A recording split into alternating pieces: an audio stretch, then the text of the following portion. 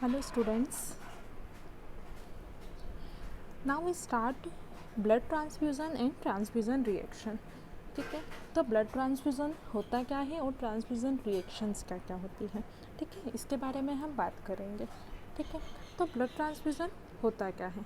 ठीक है, एक प्रोसेस जिसमें ब्लड को ट्रांसफ़र किया जाता है, ब्लड या ब्लड के प्रोडक्ट्स या ब्लड के जो कंपोनेंट्स होते हैं, जैसे कि प्लाज्मा हो गया, वाइट ब्लड सेल्स हो गई, आरबीसी हो गई, प्लेटलेट्स हो गई, ये सारी क्या होते हैं, ब्लड के कंपोनेंट्स होते हैं. ब्लड के कंपोनेंट्स हम पहले पढ़ चुके हैं प्रीवियस क्लास में. ठीक है, मैंने आपको समझा दिया था ब्लड क्या होता है, ब्लड के कंपोनेंट्स क्या होते हैं, वो हमने सब पढ़ रखा है. ठीक है, तो ब्लड ट्रांसफ्यूज़न क्या होता है, तो जब हम ब्लड को ट्रांसफ़र करते हैं, ब्लड या ब्लड के कंपोनेंट्स को किसी अदर पर्सन के ब्लड में इंट्रावेनसली जब ट्रांसफ़र करते हैं, जब इसके सर्कुलेशन में ट्रांसफ़र करते हैं, तो उसको क्या बोलते हैं, ब्लड ट्रांसफ्यूज़न.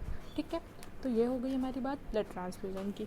अब ब्लड ट्रांसफ्यूज़न किन कंडीशन में यूज़ किया जाता है. Transfusion are used for various medical condition to replace lost component of blood. ठीक है, तो ब्लड ट्रांसफ्यूज़न किस कंडीशन में यूज़ किया जाता है, बहुत सारी मेडिकल कंडीशन में.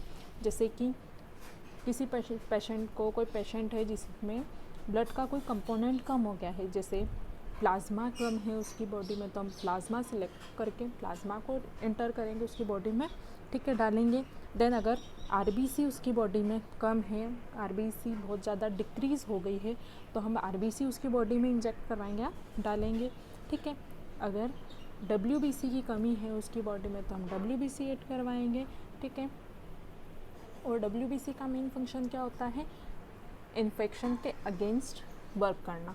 ठीक है, देन प्लेटलेट्स अगर कम है तो क्या होगा, जो उसका क्लोटिंग फैक्टर्स है वो प्रॉपर वर्क नहीं करेंगे, क्लोट प्रॉपर नहीं बन पाएगा. ठीक है, तो हम क्या करेंगे, जो जो कंपोनेंट की नीड होती है उस बेस पे हम कंपोनेंट्स उसमें इंटर करवाते हैं, ब्लड ट्रांसफ़र करवाते हैं या ट्रांसफ्यूज़ करवाते हैं.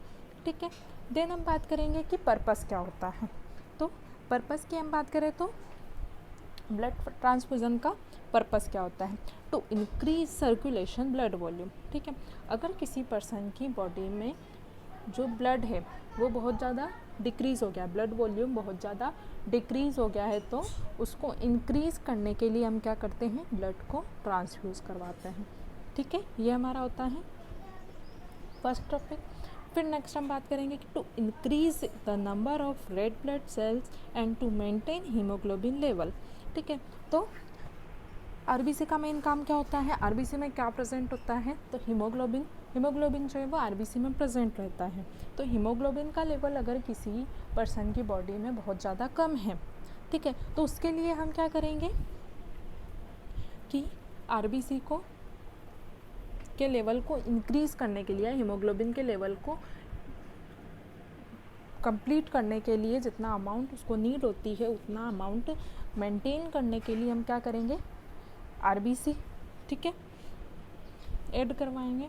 ठीक है, फिर to provide plasma clotting factor. ठीक है, प्लाज्मा क्लोटिंग फैक्टर अगर कम है तो ब्लीडिंग अगर बहुत ज़्यादा हो रही तो उसको कंट्रोल करने के लिए क्या करेंगे, प्लाज्मा क्लोटिंग फैक्टर्स को ऐड करेंगे. ठीक है, अगर ब्लीडिंग को कंट्रोल करने के लिए क्या करते हैं, plasma clotting factor. Then to combat infection due to decrease और डिफेक्टिव वाइट सेल्स और एंटीबॉडीज. ठीक है, तो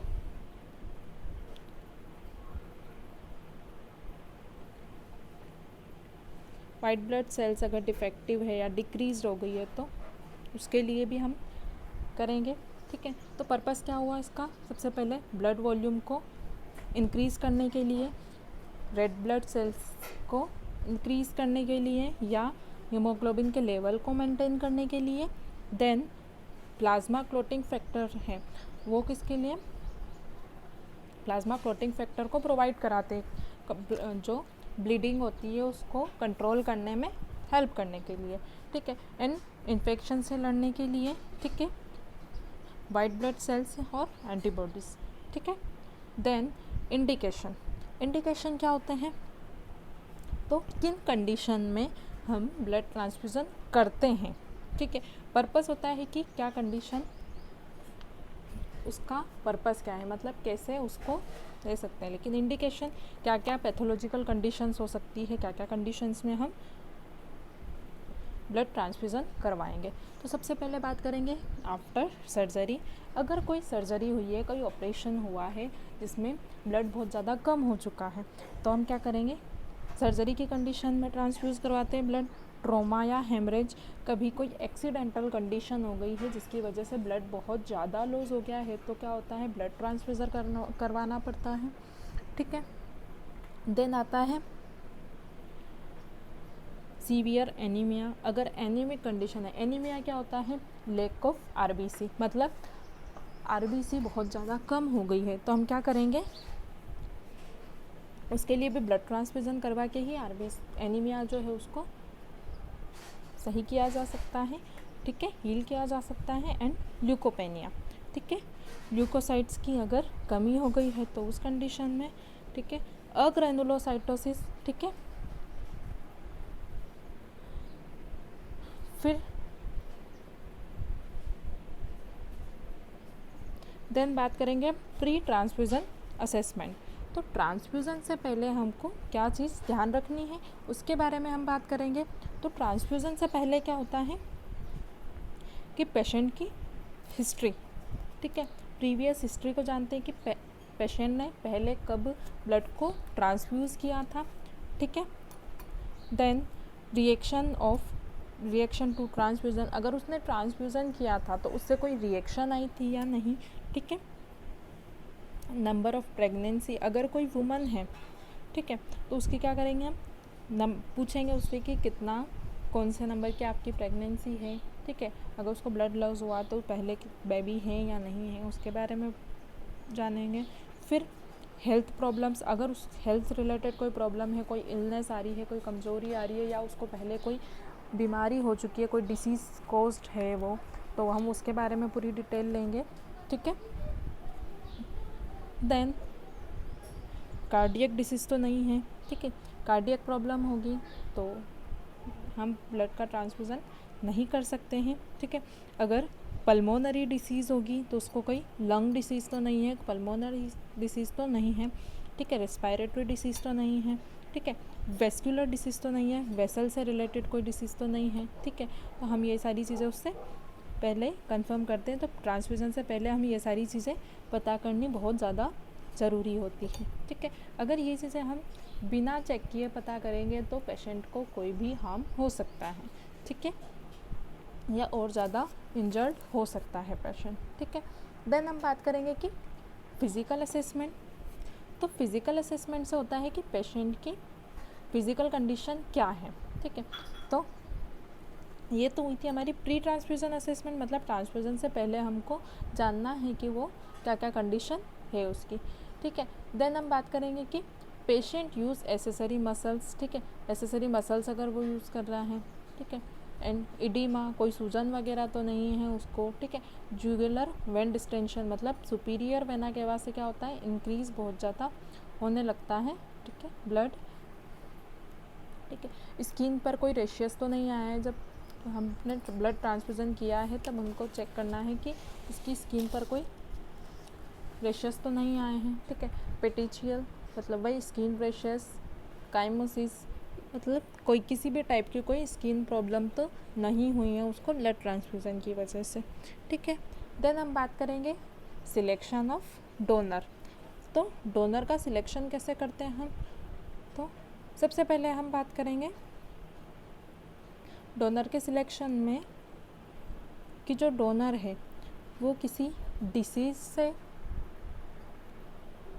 उसको कोई डिसीज़ तो नहीं है, ठीक है। तो सबसे पहले हम ये कंफर्म करेंगे, उसका पूरा चेक करेंगे। जैसे हमने बात की थी कि डोनर स्क्रीनिंग के टाइम हमने पूरी बात की थी कि डोनर को कैसे सिलेक्ट करना है, डोनर का क्या क्या क्राइटेरिया होते हैं डोनर्स के लिए, ठीक है। ये सारी चीज़ें हमने डोनर स्क्रीनिंग में पढ़ लिया था, ठीक है। अब बात करेंगे कि should not have donated blood with in previous 3 months, मतलब जब हम डोनर सिलेक्ट करते हैं तब उससे पूछते हैं या उससे कंफर्म करते हैं कि उसने प्रीवियस मतलब 3 महीने के अंदर अंदर कभी ब्लड को डोनेट तो नहीं किया है, ठीक है। और उसके पीछे जो रीज़न होता है कि आरबीसी जो होती है, हमारी आरबीसी जो होती है वो क्या होती है, 120 डेज उसका लाइफ स्पैन होता है, ठीक है। तो लगभग हम ध्यान रखेंगे कि वापस से उसको हील होने में टाइम लगता है। इसके लिए 3 मंथ से पहले हम ब्लड डोनेट नहीं कर सकते या डोनर को सिलेक्ट नहीं कर सकते एज ए डोनर, ठीक है। Should be healthy and in the age group of 18 to 60 years.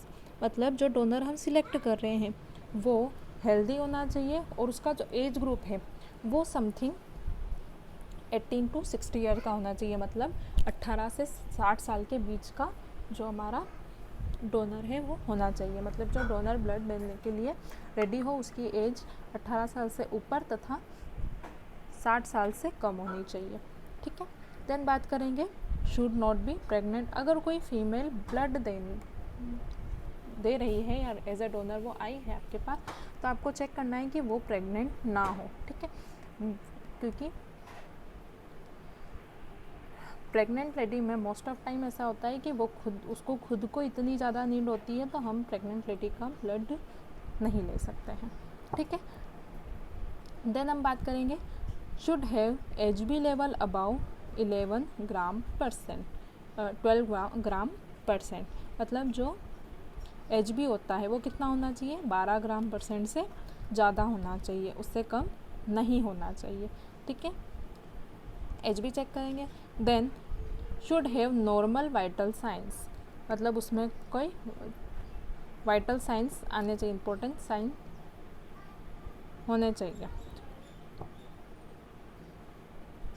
Then हम बात करेंगे प्रोसीजर की, ठीक है।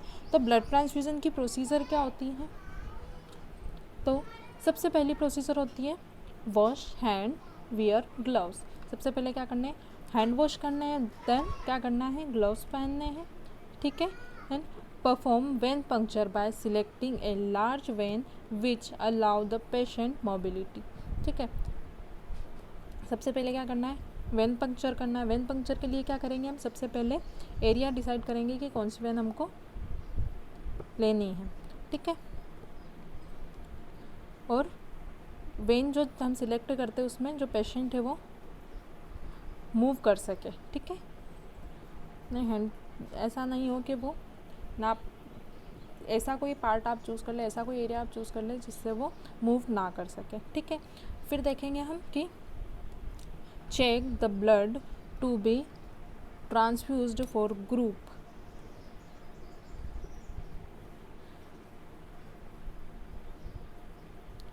फिर RH टाइप जो ब्लड हम ट्रांसफ्यूज़ कर रहे हैं वो उसका ग्रुप चेक करेंगे पहले कि कौन सा ब्लड ग्रुप है, ठीक है, जो डोनर से हम ले रहे हैं। देन RH टाइपिंग पॉजिटिव कौन सा ग्रुप है और वो पॉजिटिव है या नेगेटिव है वो पूरी देखेंगे। फिर एक्सपायर डेट, ठीक है, एक्सपायरी डेट देखेंगे, मतलब जो ब्लड है उसको कितने टाइम तक हम रख सकते हैं। Also expect for abnormal colour, cloudiness, clot, excess air, इन सब का भी हमको ध्यान रखना है। मतलब कलर एबनॉर्मल नहीं होना चाहिए उसका, क्लाउडीनेस नहीं आनी चाहिए, ठीक है, क्लाउडी नहीं होना चाहिए, क्लॉट नहीं बनना चाहिए उसमें, एक्सेस एयर नहीं दिखनी चाहिए, ठीक है, बहुत ज़्यादा एयर नहीं दिखनी चाहिए जो ब्लड है उसमें, ठीक है। फिर open the packing of blood transfusion set aseptically and insert transfusion set, ठीक है। तो जो ब्लड हमने लिया है ट्रांसफ्यूजन के लिए, ठीक है, तो जो ब्लड बैग में हम ऐड करते हैं, ठीक है, ब्लड बैग जो हम यूज़ कर रहे हैं वो क्या होता है, असेप्टिकली होना चाहिए and insert infusion set. Check the needle and solution of previous, ठीक है, नीडल चेक करना है और प्रीवियस जो सॉल्यूशन है IV infusion whether they are appropriate for administering blood, ठीक है। द नीडल नंबर क्या चूज़ करते हैं हम, 18 to 19 गज, ठीक है, 18 to 19 गज की हम क्या करते हैं नीडल लेंगे। उसमें सबसे पहले क्या करते हैं, firstly identify blood product and patient thoroughly and the transfusion is being taken।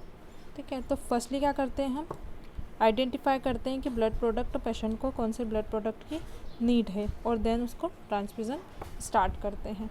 ठीक है, फिर बात करेंगे हम कि फॉर फर्स्ट 15 मिनट। ठीक है, फर्स्ट स्टार्टिंग के जो 15 मिनट होते हैं उसमें क्या करते हैं, एडजस्ट करते हैं फ्लो को। क्या करते हैं, 2 ml पर मिनट के हिसाब से हम क्या करते हैं, फ्लो को एडजस्ट कर लेते हैं। And remain with patient if any reaction is suspected notify it. अगर पेशेंट को कोई प्रॉब्लम हो रही है, ठीक है, कोई रिएक्शन शो हो रही है, तो हम क्या करेंगे, उसको चेक करेंगे पहले। ठीक है, और उसको नोटिस करेंगे और देखेंगे कि कोई उसको प्रॉब्लम तो नहीं हो रही है। अगर कोई उसको रिएक्शन हो रही है तो हम क्या करेंगे, ट्रांसफ्यूज़न को स्टॉप कर देंगे। ठीक है, then monitor vital sign every 5 minute for first 15 minute. तो हर जो 15 मिनट होते स्टार्टिंग है, जिसमें हमने क्या किया, 2 ml पर मिनट के हिसाब से ट्रांसफ्यूज़न चल रहा है, उसमें क्या करेंगे हम कि हर 5 मिनट में साइन देखेंगे उसके कि उसको कोई रिएक्शन तो नहीं हो रही है, सिम्टम साइन सिम्टम उसके देखेंगे हम। ठीक है, कोई साइन तो नहीं दिख रहा है। फिर क्या ऑब्जर्व करें, अगर observe for flushing, itching, dyspnoea, rash और एनी अदर एडवर्स रिएक्शन। ठीक है, ऑब्जर्व करेंगे कि कोई फ्लशिंग मतलब स्वेलिंग तो नहीं आ गई है या इचिंग तो नहीं हो रही है। ठीक है, जो पेशेंट है उसको स्वेलिंग तो नहीं आई है, जहाँ से बॉडी में कोई स्वेलिंग तो नहीं हो रही है किसी पार्ट पे। ठीक है, देन इचिंग तो नहीं हो रही है, फिर डिस्पनिया या रैशेस तो नहीं हो गए हैं स्किन पर। ठीक है, और कोई अदर एडवर्स इफेक्ट अगर हो रहा है तो हम उसको अच्छे से चेक करेंगे। देन रिमूव, उसके बाद जब कंप्लीट हो जाता है तो क्या करेंगे, ग्लव्स को रिमूव करेंगे, हैंड वॉश कर लेंगे। ठीक है, रिकॉर्ड विद डेट। अब जब हमारा ट्रांसफ्यूज़न कंप्लीट हो जाएगा तो हम क्या करेंगे, हैंड वॉश करेंगे और ग्लव्स रिमूव करके क्या करेंगे, डिस्पोज कर देंगे उनको। ठीक है, और हैंड वॉश कर लेंगे। ठीक है, उसके बाद बात करेंगे कि जो हमने ब्लड ट्रांसफ्यूज़ कर दिया है उसके बाद क्या करेंगे, उसकी रिकॉर्ड विथ डेट, टाइम जो हमने ब्लड लिया है उसका क्या करेंगे, ट्रांसफ्यूज़ किया उसमें क्या करेंगे, किस टाइम पे हमने ट्रांसफ्यूज़ किया है। ठीक है, क्या डेट है, ब्लड ग्रुप क्या है, एडवर्स रिएक्शन कुछ हुई है या नहीं हुई है। ठीक है, एंड ब्लड अमाउंट कितना इन्फ्यूज़ किया है, कितना ब्लड अमाउंट हमने ट्रांसफ़र करवाया है ब्लड में। ठीक है, तो and 1 unit of blood contents 350 ml of blood. 1 unit में कितना होता है, 350 ml जो है वो ब्लड हम लेते हैं। ठीक है, एंड प्रिजर्वेटिव क्या यूज़ करते हैं, तो सिट्रेट, डेक्सट्रोज, फॉस्फेट, एडिनिन। ठीक है, CDPA जो है हमारा एंटीकोगुलेंट है जो हम ऐड करते हैं, या प्रिजर्वेटिव जिसे हम बोल सकते हैं। हम ऐड करके क्या करते हैं, उसको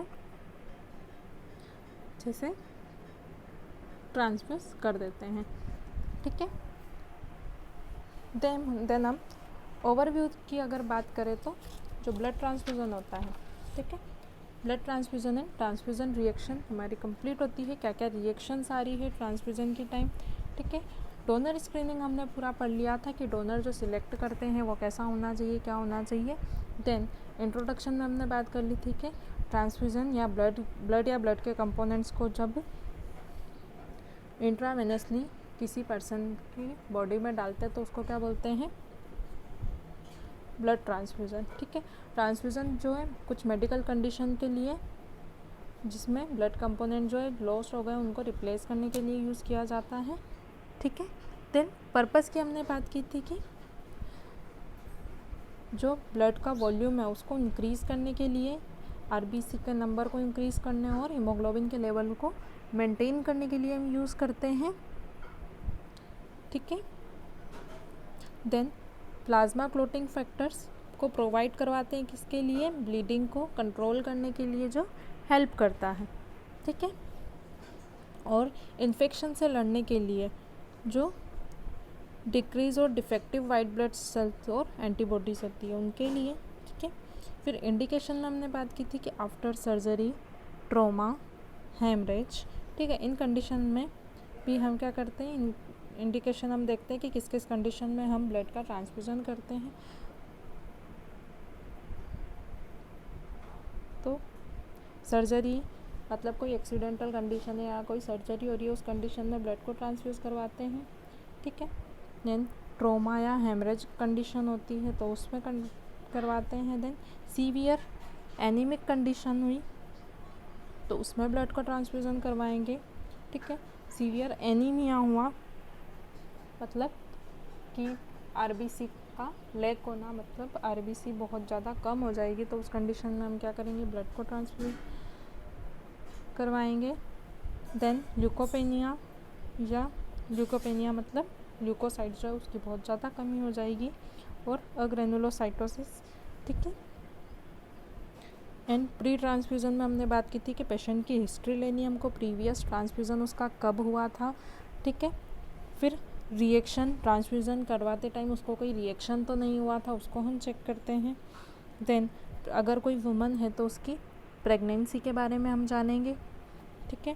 उसके बाद कोई हेल्थ प्रॉब्लम तो नहीं है, जैसे कार्डियक डिसीज़ या पल्मोनरी डिसीज़ या वेस्कुलर डिसीज़ से रिलेटेड कोई डिसीज़ तो नहीं है, उसके बारे में हम जानेंगे, ठीक है। फिर आता है हमारा फिज़िकल असेसमेंट। पेशेंट जो है अगर एक्सेसरी मसल्स यूज़ कर रहा है, ठीक है, उसको कोई स्वेलिंग वगैरह हो रही है या jugular vein distension, that means जो सुपीरियर वेना कैवा से जो प्रेशर आता है वो इंक्रीज़ हो रहा है, ठीक है। स्किन में कोई रैशेस हो रहे हैं, ठीक है, पेटिचियल या काइमोसिस एक्सेट्रा, इन सारी कंडीशंस में भी हम फिज़िकल असेसमेंट में ये सारी कंडीशंस भी हम देखते हैं। डोनर के सिलेक्शन की हमने बात की थी, तो उसको कोई डिसीज़ नहीं होनी चाहिए। देन जो ब्लड हमने डोनेट किया है, जो ब्लड हम ले रहे हैं, वो जो डोनर सिलेक्शन में होता है वो उसमें क्या होना चाहिए कि 3 मंथ से पहले अंदर में उसने ब्लड डोनेट नहीं किया हो। आफ्टर 3 मंथ ही हम ब्लड डोनेट करने देते हैं उसको, ठीक है। फिर जो एज ग्रुप होता है वो 18 to 60 ईयर समथिंग होना चाहिए, ठीक है। शुड नॉट बी प्रेग्नेंट, अगर कोई वुमन है तो वो प्रेग्नेंट नहीं होनी चाहिए, ये चीज़ ध्यान रखते हैं हम। Then should have H B level above 12 gram%, तो एच बी जो होता है वो कितना होना चाहिए उसका, 12 ग्राम%, ठीक है। Should have normal vital science, उसमें कोई वाइटल साइंस नहीं दिखाई देने चाहिए, ठीक है, जब वो ट्रांसफ्यूज़न कर रहा है, ठीक है। देन प्रोसीजर की हमने बात की थी, तो प्रोसीजर में क्या होता है, सबसे पहले हैंड वॉश करना एंड ग्लव्स को वियर करना है, ठीक है। फिर वेन पंक्चर के थ्रू क्या करते हैं, पहले वेन सिलेक्ट करेंगे, कहाँ से हम कौन सी वेन हमको सिलेक्ट करनी, और पेशेंट जो अगर हम उसका हैंड ले रहे हैं तो उसमें वो उसका हैंड को मूव करवा सके, ठीक है, हल्का ऐसा एरिया हम डिसाइड करते हैं, ठीक है। एंड ब्लड ट्रांसफ्यूज़न जब करते हैं तब क्या, ब्लड ग्रुप, RH टाइपिंग, ठीक है, और एक्सपायरी डेट को हम ध्यान रखते हैं, ठीक है। और एबनॉर्मल कलर या क्लाउडीनेस या क्लोट या एक्सेस एयर तो नहीं आ रही है उसमें, हम ये भी ध्यान रखेंगे, ठीक है। और open the packing of blood transfusion set, aseptically insert transfusion set, infusion set, ठीक है। सारी चीज़ों को हमको ध्यान रख के फिर ही ट्रांसफ्यूज़न करवाना होता है। और नीडल जो रहती है वो हमारी 18 to 19 गज की होती है, ठीक है। और फर्स्टली आइडेंटिफाई करेंगे कि प्रोडक्ट कौन सा हमको ट्रांसफ्यूज़ करवाना है, फिर ट्रांसफ्यूज़न हम स्टार्ट करते हैं, ठीक है। फिर फर्स्टली जो स्टार्टिंग के 15 मिनट रहेंगे उसमें क्या करते हैं, चेक करते हैं हर 5 मिनट में कि जो ब्लड हम ट्रांसफ्यूज़ करवा रहे हैं उस ट्रांसफ्यूज़न के दौरान कोई रिएक्शन तो नहीं हो रही है, ठीक है। उसके जो हर 5 मिनट्स में हम जब साइंस देखते हैं तब अगर उसमें कोई स्किन फ्लशिंग हो रही है या इचिंग या डिस्पनिया ऐसी कोई कंडीशन हो रही है तो हम उसको चेक करेंगे। रैशेस वगैरह तो नहीं हो रहे हैं, कोई एडवर्स इफेक्ट तो नहीं हो रहा है, ठीक है। ये सारी प्रोसेस हमारी कंप्लीट होने के बाद जब हम नीडल इंसर्ट कर लेते हैं पेशेंट की बॉडी से, नीडल वापस निकाल लेते हैं, तब क्या करेंगे हम ग्लव्स को रिमूव करेंगे। देन क्या करेंगे कि हैंड वॉश करेंगे और जो ट्रांसफ्यूज़न हुआ उसकी डेट रिकॉर्ड पूरी नोट करेंगे, पूरी डिटेल, पेशेंट नेम वगैरह पूरी डिटेल हम उसका रिकॉर्ड नोट करेंगे। कोई रिएक्शन हुई तो रिएक्शन तो नहीं आई है, ये सारी चीज़ें हम नोटिस करते हैं, ठीक है। और जब हम ब्लड लेते हैं, ठीक है, वो ब्लड कितना होना चाहिए, 1 यूनिट जो रहती है उसमें क्या होता है 350 ml जो है ब्लड लिया जाता है, ठीक है। और उसमें जो प्रिजर्वेटिव्स होते हैं वो क्या होते हैं हमारे सिट्रेट, डेक्सट्रोज, फॉस्फेट, एडेनिन, ठीक है, CDPA जो हमारा प्रिजर्वेटिव हम यूज़ करते हैं, ठीक है। यहाँ पर हमारा कंप्लीट होता है blood transfusion and transfusion reaction, ठीक है। इसमें अगर आपको कोई डाउट है, कुछ समझ में नहीं आया है तो आप मुझसे कंफर्म कर सकते हैं, ठीक है। और बाकी आप नोट्स अच्छे से, मैं आपको नोट्स फॉरवर्ड कर रही हूँ साथ ही, तो आप नोट्स अच्छे से बना लीजिएगा, जिससे समझ लीजिएगा, ठीक है।